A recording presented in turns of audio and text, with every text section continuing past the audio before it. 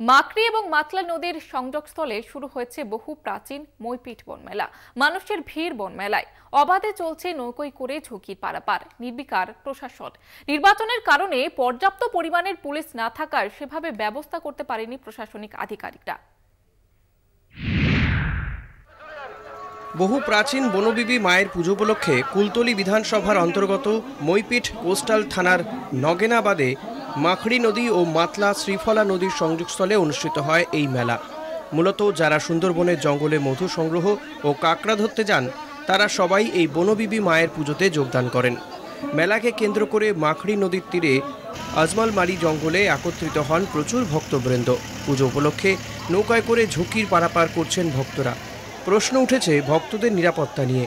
নির্বাচনের কারণে পর্যাপ্ত পরিমাণের পুলিশ না থাকায় সেভাবে ব্যবস্থা করতে পারেননি তারা। সাফাই প্রশাসনের আমরা যথেষ্ট সতর্ক রয়েছি, পুলিশের সাথেও বন্দোবস্ত করা হয়েছে, কিন্তু আপনারা সবাই জানেন যে এখন একটা নির্বাচন পরিস্থিতি চলছে, ফলে বহু জায়গাতে পুলিশের কিছু সমস্যা রয়েছে। পুলিশ অনেক জায়গাতে অন্যান্য জেলাতে চলে গিয়েছে ভোটের কাজের জন্য, ফলে তার মধ্যে থেকে আমরা যতটা চেষ্টা করছি সতর্কভাবেই মানুষজনকে পারাপার করানোর। এই সমস্যাটা আছে, আমরা আগামী দিনে চেষ্টা করব যে যাতে আরও এখানকার পরিষেবাটা ভালো করা যায়। একটা মেলা কমিটির পক্ষ থেকে এত কিছু করা সম্ভব হয়নি। হ্যাঁ, আমরা চেষ্টা প্রশাসনকে বলেছি, এমএলএ সাহেবকে বলেছি, এমপিকে বলেছি, হ্যাঁ প্রধান এবং বিডিও সাহেবকে বলেছি যাতে এখানে একটা জেটির ব্যবস্থা করে দেওয়া যায়। কোনো জেটি ঘাট নেই, পারাপার করার খুবই অসুবিধা।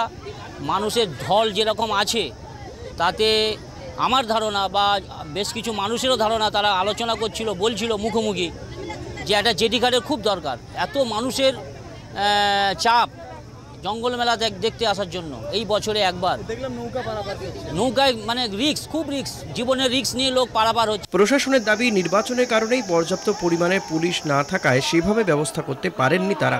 তবু অল্প সংখ্যক পুলিশ কর্মী নিয়ে ব্লক প্রশাসনের পক্ষ থেকে পারাপার করার কাজ চলছে। কলকাতা টিভি।